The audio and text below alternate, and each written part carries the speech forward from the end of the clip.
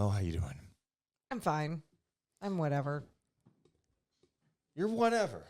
I don't know. I'm frustrated, but like at the same time, and you know, I don't know if it's this point of the season too, where I'm definitely not, hey, it's one game, because there is no more like it's one game. I am very much along the lines like this shit happens, but I think when we really start breaking down everything that we're about to break down is when the emotions start coming up. It's when you're not controlling the controllables, and that can be frustrating, especially on your home floor. I mean, you talk about the basketball gods giving you this Miami Heat team that is shorthanded. The basketball gods are also giving you all these home games to end the season on, and you got to capitalize on that. You really got to capitalize on that. And even being so close in some of these moments, seeing this team be so resilient and mentally strong down the stretch in the fourth when you're starting off almost down 20.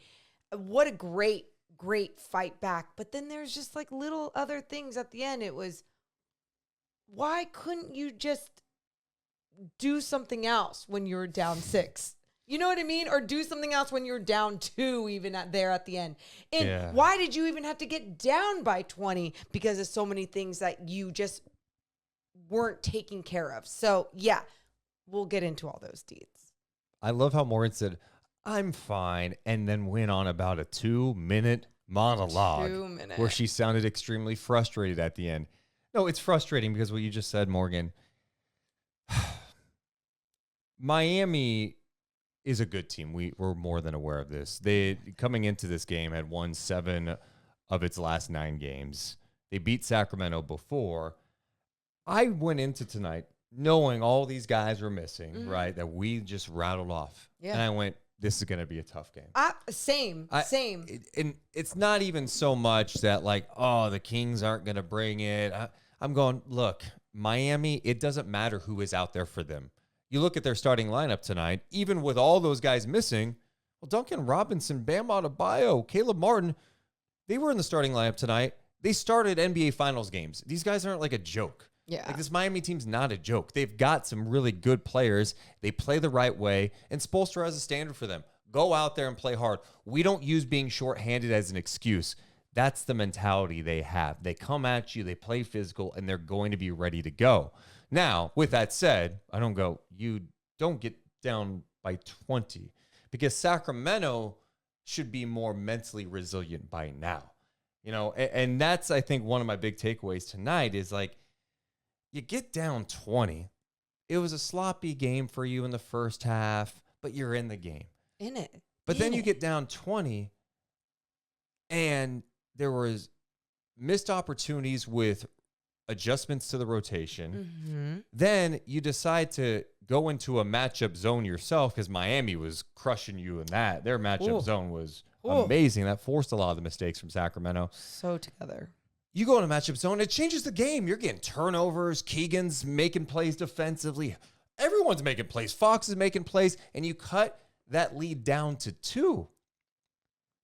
You get back in the game. You make it a game. You had a chance to win it. With and like it wasn't, minutes. Not with like 90 seconds to go. Yes. You were back in the game at the halfway point of the fourth quarter. I guess my problem looking at this is just going, dude, those adjustments, those tweaks, whether it's the players on the court or from the coaching staff, they got to come earlier. They can't be coming when you're desperate, when you're down 18 to 20 points at home. In the fourth quarter, those need to happen, like you were just saying. All right, they made a little bit of a push here. Yeah. What's our main adjustment? Let's throw up this matchup zone now. It's a 6-point game. We're going to do this now to change the look of the game, not wait until you're down 18-20 when you got to just go ahead and just throw shit at the wall. I think there are a lot of missed opportunities tonight by the Kings. Yeah, and I think that's just like a mental shift too by Mike Brown and the coaching staff, where like they got to change from, okay, we're not behind anymore. We're in this. We're here. What adjustments do we need? Just pound. And nothing seemed to be like pounding, I guess you could put it in that sense. But did you make a face? You saw that? Yeah, I did. You dick. But yeah, so I guess I guess, yeah, that's where a lot of the frustrations come in with this team and with this game tonight.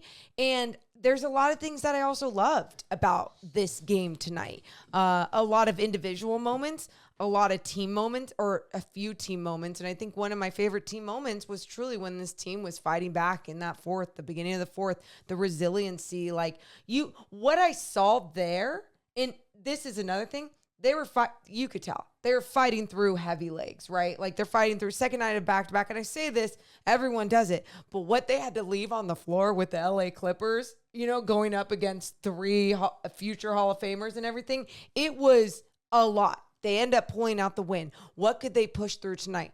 They really tried pushing through, and they fought back in the beginning of the fourth. But then there was just, I guess where my frustrations came in is it shouldn't have even got to that hole. Like, you shouldn't have gotten down by 20. And I get that that's going to happen against teams in the NBA, but there's so many other things going on against the Heat where it just felt like, no, this is your game. You got this.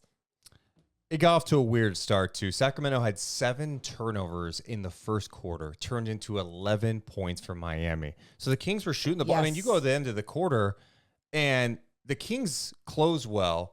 They end up leading 33-32. I thought they did a good job getting back in the game. Chris Duarte with some nice moments in that first quarter provided some nice energy for Sacramento during that stretch.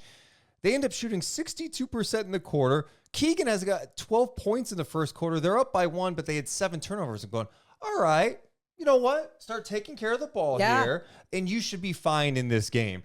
But I think the one thing I didn't give enough love to at the time in my head was this. It was some of the turnovers were not like, oh, lazy passes. It was Miami zone. And Miami has done this the last couple of years. They run a matchup zone. They run a lot of zone defense. They are amazing at it. Mm-hmm. And they do it. Sacramento loves getting into the paint, spraying out for 3. They were not allowing any spray threes. Deflections. Oh, my God. Up in the air. I mean, the discipline that was there by Miami's defense. Poking the ball away. They're always digging. If you go back and watch the game, you will see active hands all the time from Miami Heat's defenders. If Sabonis got the rock, there were multiple guys around him ready to go. And it was just forcing him to make kind of tough passes. And it just took the Kings out of any rhythm that they had. Yep. Everything was seemingly hard for Sacramento during stretches of this game because of that zone defense. And the Kings finished that first quarter going on like a 10-2 run, right? Like, it was a nice little spurt of energy to finish off that first quarter after you lost the ball 7 damn times, or I think it was 7, yeah. And you're exactly right, though. With the Miami Heat and their defense, their activity, there's times that they're absolutely fouling, but what they do such a good job of is that they set the tone with the officiating crew early and basically say, this is how we're going to play. So are you going to stop the game all game long? Or are you going to understand that this is our standard? And a lot of it is handsy.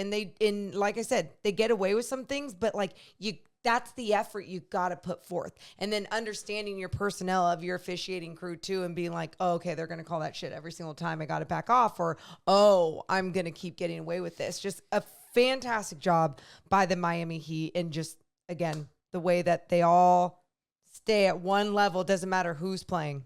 And the second quarter got off to a much better start for the Sacramento Kings. They really expanded the lead. I thought one of the first plays of that quarter, it was actually the first play of the quarter. Fox got the ball in the inbound, went quick push up the floor for a bucket. I'm like, okay, I want to see more of that. You saw that Fox alley-oop to Malik Monk. Yes. All of a sudden, Sacramento's starting to click a little bit here.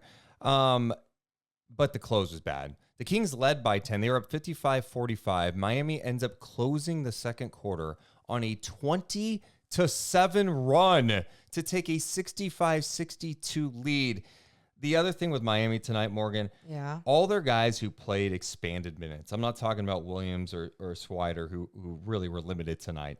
But the 7 guys that they played, Caleb Martin, Jaquez, Bam, Duncan Robinson, who couldn't shoot tonight but made shit happen with his 11 assists, DeLon Wright playing in his first game with Miami, Haywood Highsmith, and Kevin Love, those 7 guys all played great. They did. They were fantastic. And you talk about someone like Highsmith, for example. I mean, just the energy and the spark that he brought off the bench right away in this game. It was like, okay, how many times have we heard, like, if don't, make sure that you're stopping Bam or whatever, but just don't let the other guys beat you. And it really was one of those nights where the other guys were beating you, including the guys like Bam. Yeah. Highsmith had 15 points at the half. He finished with 15 points in this game. But, I mean, you get 15 on 6 of 9 shooting. He was active on the glass, too. The thing that popped out to me is how many times he would get his hand on a ball. He had 3 offensive rebounds. That's a crusher, right? Yep. Like, that's just great activity from him. He also had 3 steals. His length was a major weapon for Miami in this game. And just talking about him really quick in those offensive rebounds and him being that weapon in that first half, I did think the Kings did do a good job of making adjustments throughout this game, like whether it was coming out of a timeout and having a good offensive play or coming out of a timeout and then you're seeing 3 bodies down low boxing out, every Heat player. Like, putting a point of emphasis on it, understanding the importance of it. Something that I felt like we weren't seeing in the beginning of the season were the in-game adjustments. It always felt like, oh, they didn't do this all game long. So I was glad to see that they slowed down Highsmith as other guys started contributing. So at halftime, at 65-62, Sacramento had 9 turnovers for 13 points in the first half. Bam Adebayo was awesome. 17 points, 5 rebounds, 4 dimes for him in that first half. And I thought one of the key things that hurt Sacramento tonight, too, Sabonis picked up his second foul at the 8:18 minute mark of the first quarter. At 8:18 of the first quarter. Yeah. And it had a major impact on the game because all of a sudden, Bam plays aggressive. Bam's going strong. Bam can blow by you, put the ball on the floor. He's a major threat. He knows Sabonis has 2 fouls. And he knows this. Sabonis doesn't want to pick up number 3 early in that first quarter. He doesn't want to pick up his 3rd in the second quarter. Sabonis backed off in a major way. There was no real pressure on Bam around the basket because Sabonis was so concerned about picking up that 3rd foul. I thought that changed the game a little bit. Even Keegan's foul trouble changed the game too. Yeah, I mean, and that's where... Again, I go back to even personnel, like someone like Tyler Ford calling some of that bullshit. And it's like, you just got to understand who is your officiating crew and being able to be like, okay, how do I adjust? And Sabonis's adjustment was to make sure that he wasn't going to be as aggressive down low when Bam was trying to go through his arms. It wasn't even just about staying vertical. With someone like Bam, you have to use so much of your strength. But if your strength is going to be seen as a possible or deemed a foul in this league, then you got to make sure you're changing it up. And his change up was to be less aggressive against Bam. So Kings were down at the half. Third quarter. This was the quarter, right? We talked about the first quarter, all the turnovers. How they ended the second quarter was bad. And then the third quarter, the game was tied up at 71. Okay, it's going to be a game here, all right? Mm-hmm. 71. By halfway through that quarter, Miami was up 81-73. The Kings just looked gassed at stretches. It seemed like they were getting frustrated with some of the missed shots, the Miami defense. Just couldn't get into the flow. The other thing I noted is halfway through that third quarter, Sabonis had not had a field goal attempt in the quarter. And I'm like, again, this guy is an important part to what you do. I know he's getting a lot of attention, but we got to find some ways to get him the rock so he can create something. Yeah. Like get Bam into foul trouble or so. That was the thing tonight is Bam wasn't in some foul. I'm looking at Bam Adebayo tonight had 1 foul. You get him into foul trouble tonight, that could have changed things dramatically. Well, I text you when I think we saw one of his Sabonis's first field goals in that second half, and that was when Malik Monk came in, and it was in that 2-man game, and you saw this little slip from Sabonis, and Monk pocket pass, boom, gets it to him, layup. Then a few possessions later, it's Monk and Sabonis again, and it was just like a pick and pop to the free throw line midi for Sabonis. And then, you saw another moment after that where it was Sabonis setting a screen and Monk had a floater. Like, it was working. Things were working, and, like, Sabonis was still able to really be a part of the offense, make things happen in that moment without being too aggressive down low and drawing another foul. You know, we've given a lot of love to Miami and what they were able to do, especially what they do defensively, right? How they get you uncomfortable, they get you out of your stuff, and then they executed on the other end. I thought the third quarter, what really hurt Sacramento, some of the lineups out there, and Spoelstra did a great job. You put Kevin Love out there. He put Kevin Love out there with Bam. He put Kevin Love out there with Jaquez. And this is when the game changed. The Kings lost this game in the third quarter. And I'm looking at one lineup in particular, 6:02 mark. You got Mitchell out there with Monk, Herter, Keegan, and Sabonis. You can't run that lineup out there when you've got Love and Adebayo out there. They were just hunting every mismatch. Yeah. How many times did I see, they're going, Davion's in the game, they're going to go right at him and have a big post him up. And then it puts you in a really tough spot because Bam and Love are such good passers too. They see the floor well. But I didn't even think Sacramento didn't bring over a double. They just went, okay, go ahead and deal with this one-on-one. These guys are going bucket. Same thing with Kevin Herter tonight, where they saw Kevin Herter and go, that's our target. We're going to make sure Bam gets the ball, Jaquez gets the ball, or Love, and we're going to go at him with a turnaround jumper. They didn't bring help. And that happened late in the game, too, even when they had a bigger lineup. But I could not believe that they went small for that long in that third quarter because Miami just exposed them. Well, it's surprising, too, because if you look at the night before of just how much that they were helping each other out, blitzing guys. I mean, sometimes blitzing at the half court, like, right, you're going to do that with some of the stars. But it's not even about that. It's about, like you said, just throwing a double on someone when they're on even give the guy some help. When they're even on the high post, when they're trying to post up one of the smaller guys down low, whatever it is. I mean, being active and just being able to rotate over, I just didn't see a lot of that type of defensive activity, which I thought was really interesting, which I thought they still worked really hard. I never felt like anyone was being lazy on a drive. It's just mismatches. That's what it is. That's what it was. That's where your coach has to help you out. Mm-hmm. And Mike Brown, I thought, went with that small lineup far too long, especially with the size out there. And I'm like, dude, Love is destroying you. Kevin Love in this game had 19 points, 7 rebounds in 15 minutes. Yeah, dude. On 6 of 9. Bro. Jaquez was a beast. 26 points on 12 of 17 shooting. Love and Jaquez outscored Sacramento in the third quarter, 23-19. Miami as a team outscored Sacramento 36-19. But I thought they went small. It was 6:02. They had Mitchell, Monk, Herter, Keegan, Sabonis, and they don't make an adjustment until the 2:15 mark, and they put Fox, Monk, Keegan. That's when they brought Lyles back into the game with Sabonis, and I just did not like that at all. I mean, that is something that needs to be adjusted quicker, and they're in a comfort now. Now they're comfortable. Now they're believing that they could hit everything. Why not go to a zone sooner? If you're really going to bust out a matchup zone in the fourth quarter, make that tweak earlier. Do not wait until you get down 18. Yeah. 20 in a game. Yeah. When desperate mode comes out, right? And it's like, be desperate in those moments when you see a team like the Miami Heat, they're not the San Antonio Spurs. So when they turn it on, they click and they get going and the lead gets going, you got to make your adjustment then. You know, you can't be like, all right, I'm going to let my guys figure this one out. Let them figure it out against the Pistons, the Spurs, whoever else.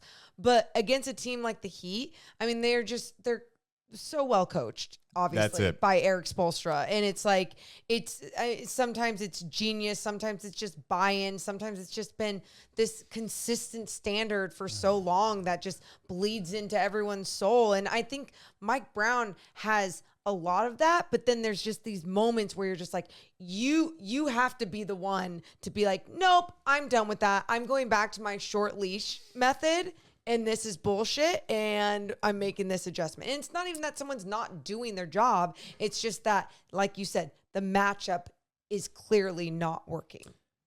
And I don't know how many teams that lineup would work against. Right. Mitchell is a small player. Monk is not like a massive 2 guard. Herter has good length at like 6'7", but again, this Miami team and almost every NBA team, what are they looking for? They're hunting. They're targeting certain players, not necessarily because they're like awful defensively, but because, that could be the weakest link. We have a size advantage here. And I thought the Kings waited way too long to go big again. And they should never have gone away. They should never have gone that small tonight. Especially against especially when he's playing Love with Jaquez or Love with Bam. I just don't understand it. And I understand that Love likes to work the perimeter, but he's also so smart. He moves without the ball. He's a good passer.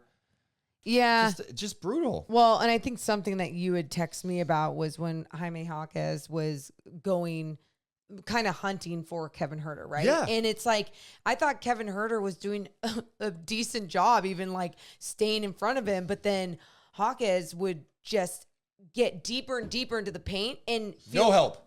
And would also feel like he was had a quicker release than what Kevin Herter could add with getting his hands up. You know, like it's hard to keep your hands up, moving back, doing all these things where it's like, he's like, okay, well, I'm going to shoot over you every time, or I'm going to make sure I get this baseline jumper or get into the paint. You're exactly right. There just should have been more Kings bodies coming on over. So it really fell apart in that third quarter for Sacramento. The game was tied up at 71, but they were outscored 36-19. By the end of the quarter, it's 101-81.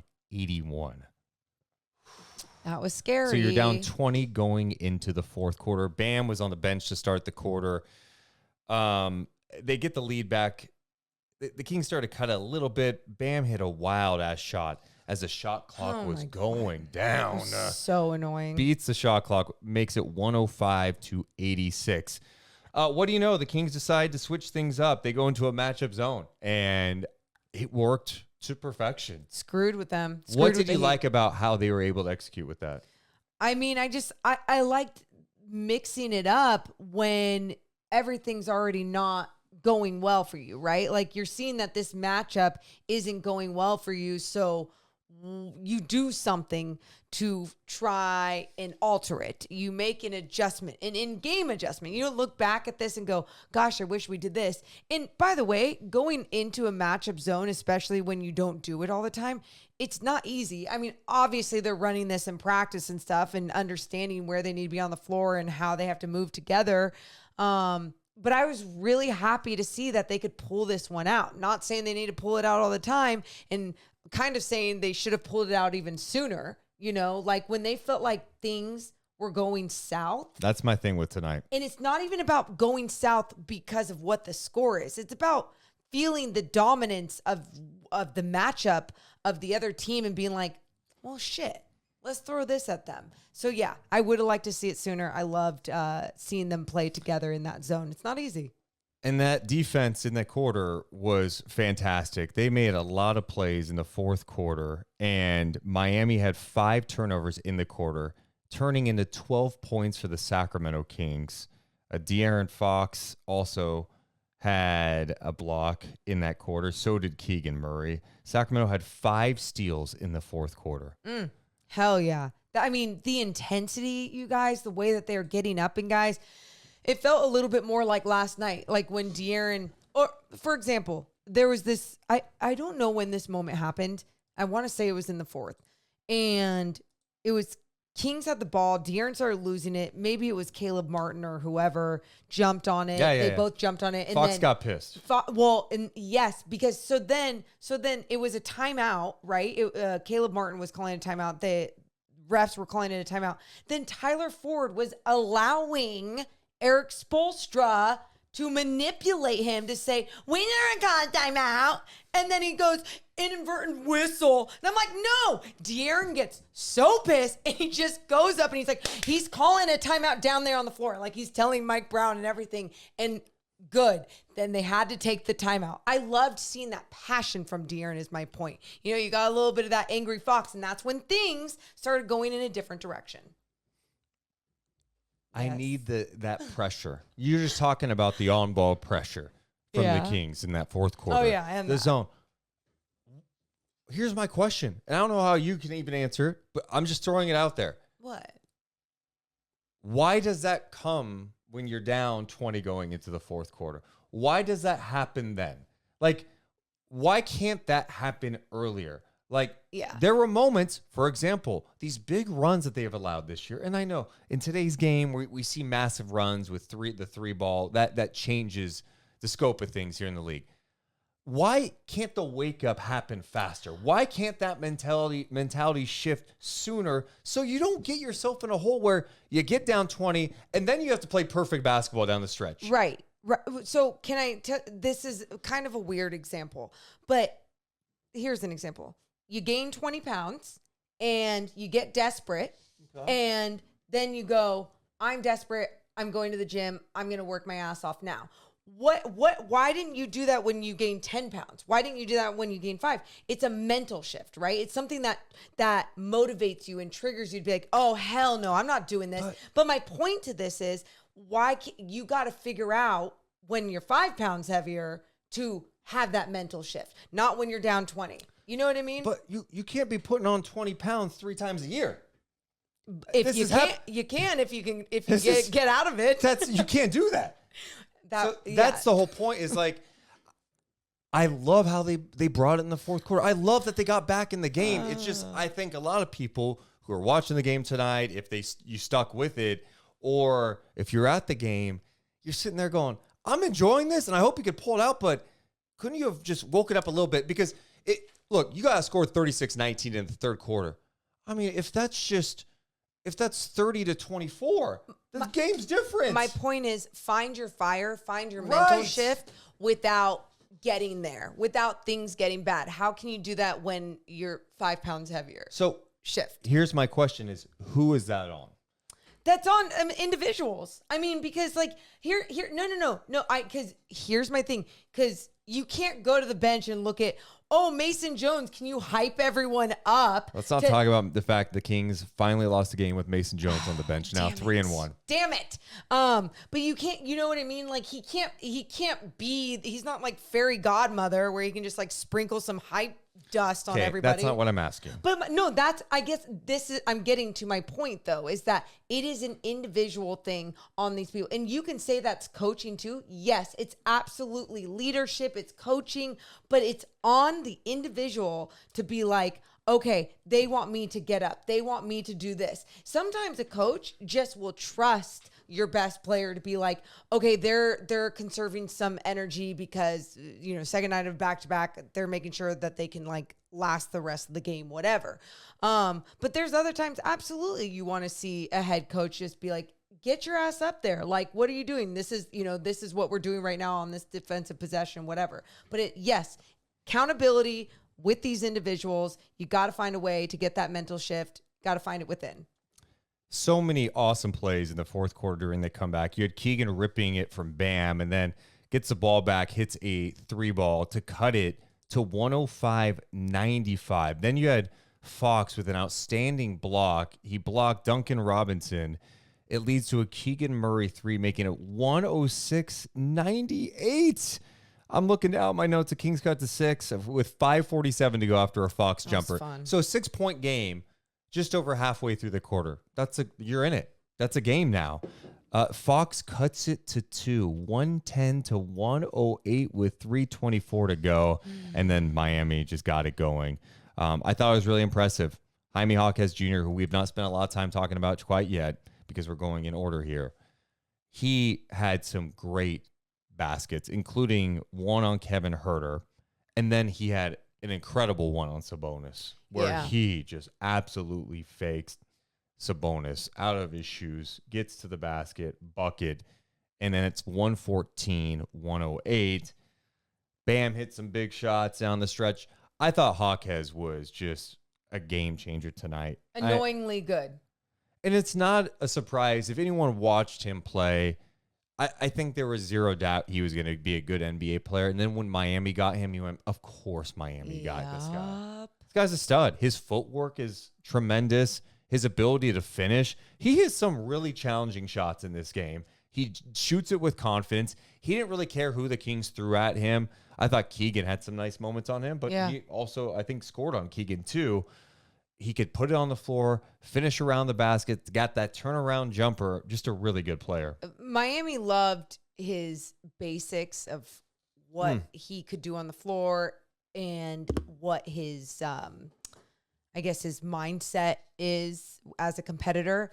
And they just elevated that to another level. And they knew exactly, I mean, everyone knew exactly what Miami was going to do with him. Now, did we think it was going to be like this so quick? Maybe not so much dominance, but at the same time, like, are you surprised? This guy is just like, talk about a different mindset. Just so confident, but also so confident because he puts in the work, and he puts in the work mentally and physically. And it's fun seeing. He seems like one of those players where I'm going to be glad to see his success throughout his career, but shit, I'm going to hate playing him every single time. 26 points for him. He also had 5 rebounds, 3 steals, 2 assists, 12 of 17 shooting. My goodness.